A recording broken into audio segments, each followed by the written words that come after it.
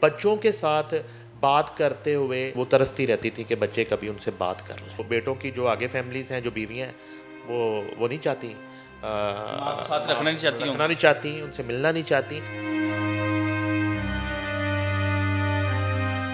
आयशा खान पाकिस्तान की नामवर अदाकारा जिनकी तकरीबन 7 दिन तक फ्लैट में रहती है। जब उनकी वफात का पता लगता है सोशल मीडिया पे एक तूफान बर्पा हो जाता है। जिस औलाद के लिए सारी जिंदगी बसर की, जिस औलाद के नाम अपनी सारी जायदाद दौलत कर दी, आज वो औलाद उनकी लाश लेने को तैयार नहीं है।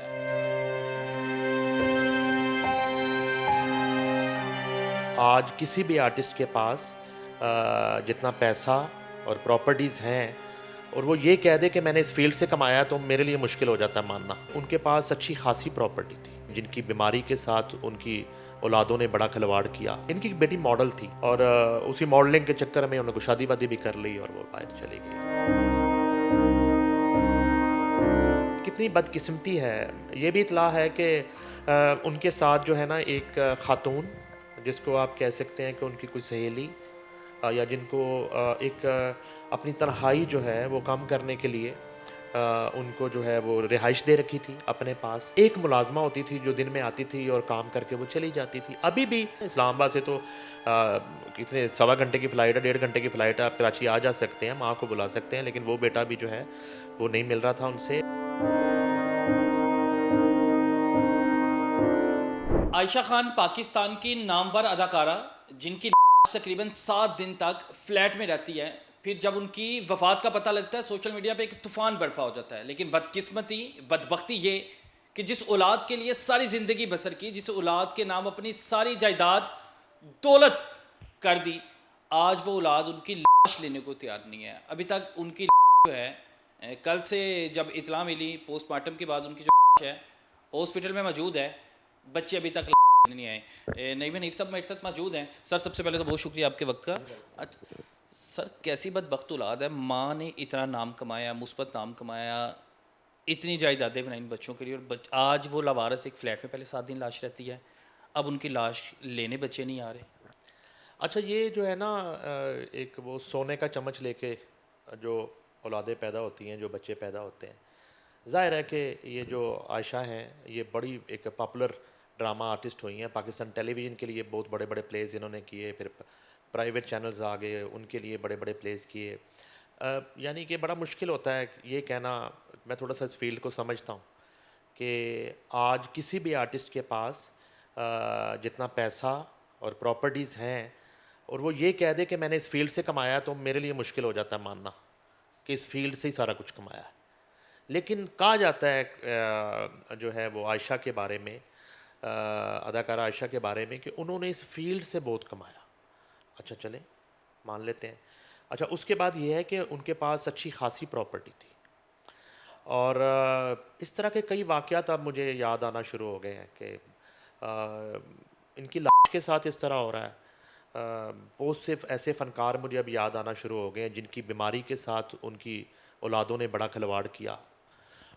उनकी बीमारी को जो है वो बेचा गया और जितनी तवज्जो उन फ़नकारों की बीमारी के दौरान उनकी औलादों की पैसा ऐंठने में थी, उतनी तवज्जो उनके इलाज मुआवजे में नहीं थी। बिल्कुल ऐसे ही है। ठीक है।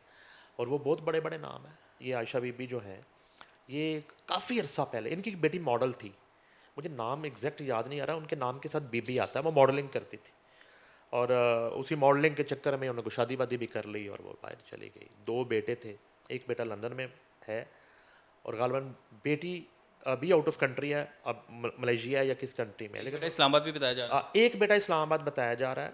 लेकिन कितनी बदकिस्मती है। ये भी इतला है कि उनके साथ जो है ना एक खातून, जिसको आप कह सकते हैं कि उनकी कोई सहेली या जिनको अपनी तन्हाई जो है वो कम करने के लिए उनको जो है वो रिहाइश दे रखी थी अपने पास।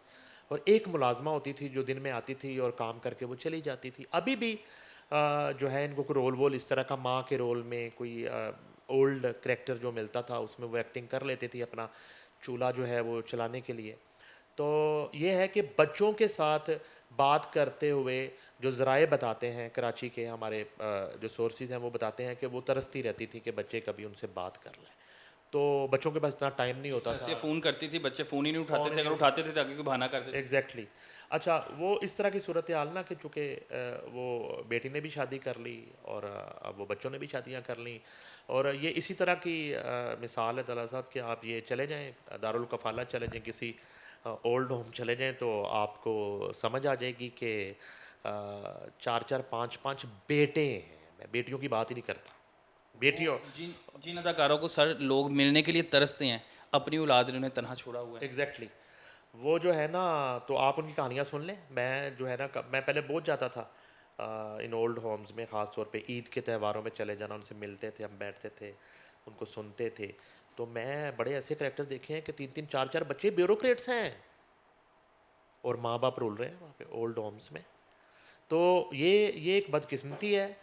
और बिल्कुल इसमें कोई बहाम नहीं है कि जाहिर है कि वो बेटों की जो आगे फैमिलीज़ हैं, जो बीवियाँ हैं, वो नहीं चाहती माँ को साथ माँ रखना नहीं चाहती रखना होंगी। नहीं चाहती, उनसे मिलना नहीं चाहती। अच्छा, ये भी ज़रूरी नहीं है। चलें एक बेटा, इस्लामाबाद तो कोई दूसरा मुल्क नहीं है ना। इस्लामाबाद से तो कितने 1.25 घंटे की फ़्लाइट है, 1.5 घंटे की फ़्लाइट है, आप कराची आ जा सकते हैं, माँ को बुला सकते हैं। लेकिन वो बेटा भी जो है वो नहीं मिल रहा था उनसे, और अभी भी सिर्फ इतलात ही हैं कि वो इस्लामाबाद से चल पड़ा है, रवाना हो गया है। और माँ की डेड बॉडी, क्योंकि वो ईदी होम्स में जो है उनकी डेड बॉडी पड़ी है, और वो ब्लड रिलेशन के अलावा वो डेड बॉडी नहीं देंगे। और अगर कोई ब्लड रिलेशन एक सर्टन टाइम तक नहीं पहुंचता, रब्ता नहीं करता, तो वो फिर खुद जो है वो दफना देंगे और तदफीन वो ईदी वाले खुद करेंगे। तो ये बड़ी एक बदकिस्मती है। और वो इस इंडस्ट्री में अभी तक काम करती हैं, और उनके बच्चों का उनके कुलीग के साथ उनके किसी जो है इस इंडस्ट्री के लोगों के साथ मिलना जुलना नहीं है, बावजूद इसके कि उनकी बेटी शोबिज़ में काम करती रही माजी में, मॉडलिंग भी करती रही। और जो लंदन में बेटा है उसका तो कोई अता पता ही नहीं है, उसका तो कोई इवन राब्ता ही नहीं है। और ये भी इसलिए ये डिस्कस हो रहा है कि एक सोशल मीडिया पे और आप जैसे जर्नलिस्टों ने इस इशू को थोड़ा सा वो टेकअप किया है और उसको रेज़ किया है इस इशू को। और कितने दिन जो है वो डेड बॉडी जो है वो अंदर पड़ी रही घर पे। अब ये भी सवालात हैं कि अगर वो 10 दिन पुरानी है, 8 दिन पुरानी है, एक मुलाजमा जो उन्होंने रखी थी वो उसके मुलाजमा का आना जाना था, फिर उनकी एक फ्रेंड वहाँ पे रह रही थी जो बड़ी एक सॉलिड इन्फॉर्मेशन है, वो क्यों इतने दिन से नहीं आई, वो मुलाजमा कहाँ पे थी, वो इतने दिन से नहीं आई, क्या वाकई ये तबई मौत है या खुदा न खास्ता ये कोई केस है। तो ये गुत्थी सुलझने में ज़ाहिर है कि अभी कुछ वक्त लगेगा। अगर वो बेटा जब आता है पहले तो किस मुंह से आता है, और अगर वो आ ही जाता है तो फिर फैसला उसने करना है कि का पोस्टमार्टम करवाना है। सर कल से अब तक नहीं आए, आपको लगता है कि वो इतना बड़ा स्टेप लेंगे कि पोस्टमार्टम करवाऊंगा, मैं अपना वक्त ज़ाया करूंगा, जो हाँ, ये हालात बात लग सही रहे है, हैं? ये बात ठीक है। ये बात ठीक है कि लगता नहीं है कि वो आएगा। अगर आ भी जाता है इस वजह से कि वो डेड बॉडी जो है ईदी वाले दे नहीं रहे किसी और को, और अगर उसको इतनी गैरत आ ही जाती है और माँ की लाश वो लेने आ जाता है। और मुझे नहीं लगता, आप देखिएगा ये जब इस मुलाजमा ये सामने आती है, ज़ाहिर है कि उसको इन्वेस्टिगेट होना चाहिए। जब उनकी वो फ्रेंड जो है जो घर पे रिहाइश पज़ीर थी, आप बिलीव करें ये बात साबित हो जाएगी कि ये आशा खातून कह के मरी होगी कि मेरे जनाजे पे भी कोई ना आए मेरी औलाद में से। ये साबित होगा मेरी बात, आप देखिएगा।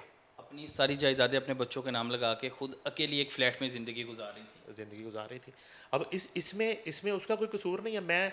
उसने तो बेचारी ने वो नेक, हाँ, ये जो है अगर उसको औलाद के इस रवैये का पता होता तो वो सिर्फ वो जायदाद उनके नाम ना करती, ठीक है। और मैं देखता कि वो कैसे ना मिलते माँ को, माँ को संभालते फिर। संभालते भी, और वो बहुएं भी खिदमत करती, और बेटी भी मिलती, और दोनों बेटे भी मिलते, और ये सूरत हाल फिर चेंज होती। बहरहाल ये है कि हम दुआ गो हैं दुआ करें, बिल्कुल कि सही। अल्लाह ताला जो है वो उनके दर्जात बुलंद करें। सर अगर देखा जाए ये वही माँ है कि जब ये छोटे बच्चे होंगे और माँ स्क्रीन पे आती होगी, बच्चे स्कूल में अपने कॉलेज में फ़ख्र से बताते होगा कि ये मेरी वालदा है।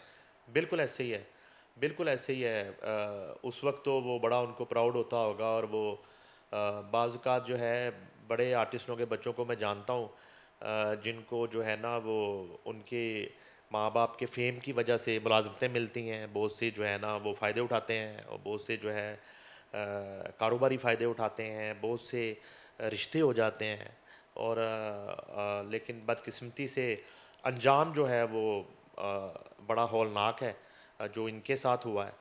और सबसे तकलीफ़देह बात ये है कि वो अगर किसी बीमारी में उनकी तबई मौत हुई है तो वो कब से बीमार थी, उनको कोई मेडिसिन देने वाला नहीं, या उस वक़्त अगर पोस्टमार्टम होता है तो फिर ये क्लियर हो सकता है कि अगर हार्ट अटैक हुआ है या कोई इस तरह का प्रॉब्लम हुआ है, तो अगर कोई पास होता तो उस वक़्त उनको एक इब्तदाई तिब्बी इमदाद मिल सकती, उनको हॉस्पिटल ले जाया जा सकता तो शायद वो सर्वाइव कर जाती। वो बीमारी में अकेली लड़ती रही। बिल्कुल किस कदर बदबख्ती है और किस कदर बदकिस्मती है कि जिस खातून को तरसने के लिए पाकिस्तानी अवाम रोती थी कि हम काश इसके साथ तस्वीर ले लें, उनकी बदबख्त औलाद उनकी लाश लेने को तैयार नहीं है। पता नहीं वो किस हालात में उस कमरे में तड़पती रही, किन बीमारियों से का सामना करती रही, किस तकलीफ़ से गुजरती रही, लेकिन औलाद अभी भी घर खामोश है, किसी ने रब्ता नहीं किया। लेकिन सोशल मीडिया पे एक हवा है, अल्लाह ताला ऐसी बदबख्त औलाद मेरे ख्याल से किसी को भी ना दे।